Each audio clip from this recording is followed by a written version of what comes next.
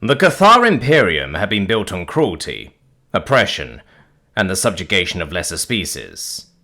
They were a cancer in the galaxy for centuries. Their realm was vast and their power absolute.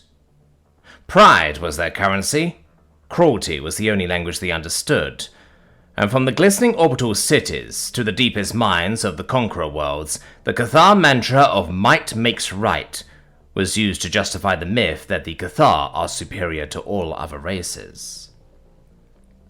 Their once proud fleet, a force of utter devastation that would render entire worlds to ash, had just completed the latest conquest, a pale blue world called Terra and their few colonies. Humanity had bravely fought with stubborn optimism and a resilience the Cathar hadn't encountered before. But as hard as humanity fought, they were doomed, and they ultimately fell to join the long list of other conquests as just another conquered race. Weeks after the pacification of Terra, the first cases of the blight began. At first, it was a strange lethargy among the labor castes, then it became a persistent cough, followed by a rapid and agonizing deterioration, finally resulting in death. At first, the Imperium caste bureaucracy dismissed it as a minor inconvenience, a malady that must have been picked up from the humans during their conquest, and as it was only killing the lower castes, it was barely even noticed. But the blight suddenly exploded, where reports of a few isolated cases were received. Within weeks, it was millions of cases daily. Millions died in the sprawling Cathar cities before finally the Empire's High Council acknowledged the disaster. Quarantines were enacted. Entire city blocks were purged and put to the torch. Medical facilities overflowed with the afflicted, the dead remaining unburied. Panic soon engulfed the Empire. The High Council, in their fear, sought a scapegoat to appease the citizenry. A cry went up across the Empire. The humans. It had to be the humans. What followed was an act of genocide so horrific, so shocking that even some of the Cathar began to become disgusted by what was happening, and questioning their place in the galaxy. The humans, slaughtered in their millions, were chased out of the Empire and left to die in the empty void of space, their homeworld utterly destroyed in an act of pure spite. Yet the blight only accelerated. It shrugged off Cathar medicine and defied their ruthless quarantines. It made a mockery of their military as it infected their conscripts and officers without prejudice, as they carried back the disease to the core systems of the Empire. And as the Cathar weakened, the subjugated races took note. The long-drawn-out hatred of murderous crimes unforgiven, the simmering hate-filled wrath towards those that stole their freedoms, finally saw their chance and finally rose up. One by one, the Cathar lost their conquered worlds. Their once vaunted and feared fleets undermanned, with many of the crew, the sick, were outmaneuvered, outfought, and systematically annihilated. The galaxy witnessed the fall of the once proud Cathar and rejoiced.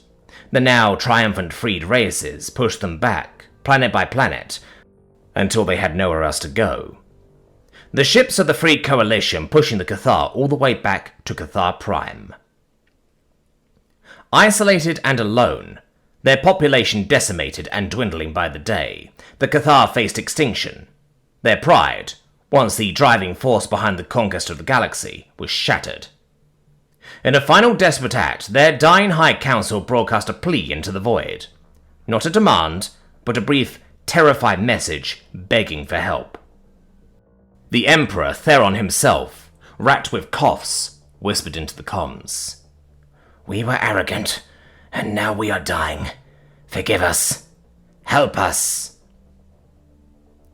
The galaxy listened, but it did not respond. The freed peoples remembered the crimes of the Cathar and the scars they had caused. They were too many to count or forgive, and a warped sense of ironic justice settled over the galaxy. Let the Cathar reap what they sowed. Let them know misery and suffering devoid of hope. Let them die. Then, a single unfamiliar diplomatic vessel dropped out of warp near Cathar Prime. Its hull was emblazoned with a stylized blue globe wrapped by olive branches. Its weapons remained inactive. Its appearance was suddenly followed by a fleet of medical frigates and research ships, all bearing the same markings, the emblem of the humans. This caused a jolt of ice-cold dread to go straight down the collective backs of those surviving Cathar military personnel and civilians alike. "This is the human diplomatic vessel Hope," came a calm and clear voice over the comms, startling many Cathar who heard it. They had expected gloating and threats, not diplomacy. The Cathar were initially scared, but this soon changed to a sense of wary apathy as they awaited their fate. They could offer no resistance, but then the human medical teams arrived. Covered in biohazard suits, they quickly set up hospitals, giving solace to the dying and hope to the sick. Human scientists set up sophisticated labs, working day and night, side by side with surviving Cathar researchers who still carry the weight of past atrocities, waited for the inevitable retribution. But there was no recrimination, no gloating, only the focused hum of centrifuges and the determined whispers of collaboration. Emperor Theron, once a figure of absolute power in the galaxy, now lay sick in a sterile human medical tent, his scales dulled by the blight, his breath shallow. He watched as a human doctor with kind eyes approached, adjusted his IV drip and gave him a gentle pat of encouragement. "Doctor," he rasped, his voice a dry whisper. Why do you help us?" The doctor paused, her gaze meeting his. "Pardon, Emperor?" she asked. "Help us," he coughed, the effort clearly causing him some discomfort. "After all we did to your people, the genocide, the enslavement, the rest of the galaxy left us to die in the name of justice. They want us to die. Why do you not seek justice? Why are you different? Why do you not join them in their vengeance?" The doctor sat on a small stool beside his bed. "Vengeance is a very human concept. In many ways, it is something that used to define us. For millennia on our homeworld, we were masters of it. We enslaved each other, were cruel without restraint, were prideful and destructive. Just as your empire was," she affirmed. Theron's eyes widened slightly. "You were like us?" he questioned. She leaned forward slightly, her voice softening. "In our darkest moments, yes," she said, with sorrow in her voice. "But with every atrocity, every war, and every chain we forged, there were those who promised to be better, to do better. And at first these promises were few and but a whisper, but passed down through generation after generation. It became something more, and as it became a philosophy which we wished to take with us to the stars, something we could strive towards, the embodiment of humanity. These values," she continued, her voice even and steady, "compassion over revenge, empathy over vengeance, and common ground over war. These ideals, Emperor, are what make us human. They are what spur us on to help the sick and dying, as we have made countless mistakes in our past and we have learned from them, and we promised ourselves and the galaxy that we would be better and would do better. We didn't save you because you deserved saving. We saved you because we needed to. Because to stand by and watch a species perish, even one that has caused us so much pain and anguish, it would be to betray everything we are as a people and what we stand for." Theron lay silent for a long moment, the doctor's words hanging in the air. He felt deep regret and shame as he mulled them over. The words seemed to drill to the very core of his soul. He had expected condemnation, even defiance, but this quiet, unwavering principle made him weep openly. "Thank you," was all he could say, and it didn't seem enough. For months, they worked.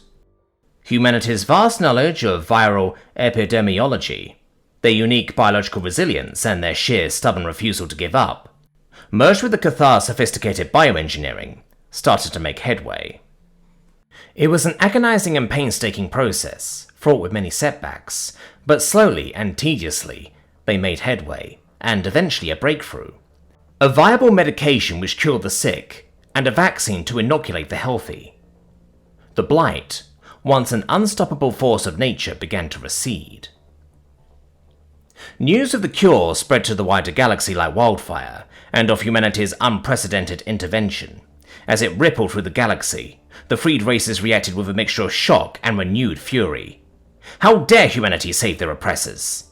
This was not the justice they sought. This was a betrayal, and one that would be exacted in blood. The fleets of the Freed People's Coalition readied for war, vengeance and wrath spurring them on, and when they set off for Cathar Prime they had one singular goal: to finish what the Blight had started. But when they arrived, a single human ship stood sullenly in the path of the vast, vengeful armada. Its weapons offline, it slowly approached the fleet. "Stand down, please," came a human voice over the comm channels. It radiated a strange calm. The Cathar are recovering, the Blight is contained. Their debts are immense to all of us, their crimes incalculable, but their suffering has also been profound, and now they stand at the crossroads between redemption and damnation. The fleet commander, a veteran of countless battles against the Cathar, scoffed. "Redemption? There can be no redemption. They slaughter our kind. They enslaved us just as they did to you. Justice demands their eradication." "Justice demands accountability, not blood," the human voice replied calmly. "Their empire is gone and will never recover. Their pride is broken, and they are a species brought to the brink of annihilation by their own actions. Their own hubris and a plague that nearly consumed them. We save them because we do not want to become what they were, but out of a belief that even the most broken of us can be mended." The air was heavy with tension. Centuries of hate now being challenged by noble ideals, long forgotten by the freed races who suffered under the yoke and cruelty of the Cathar.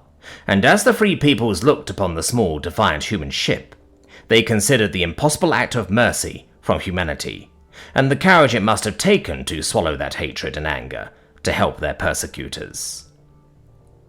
And then a different kind of debate started. This wasn't betrayal or weakness from a naive race as they had imagined. This was a species that had faced down their greatest oppressors, endured unimaginable cruelty and hardship. They still helped others, even those that had wronged them so grievously. Slowly, one by one, the energy signatures of the vengeful fleet dwindled. The ships turned away. Their hatred had not vanished, but humanity had shown them a path they hadn't considered. A path where justice might, just might, someday include forgiveness. The Cathar, watching from their healing world, saw the human ship remain, quietly standing guard, safeguarding the impossible second chance the Cathar had been granted. The stars, once filled with their cries of conquest, now held a new, fragile promise of something more.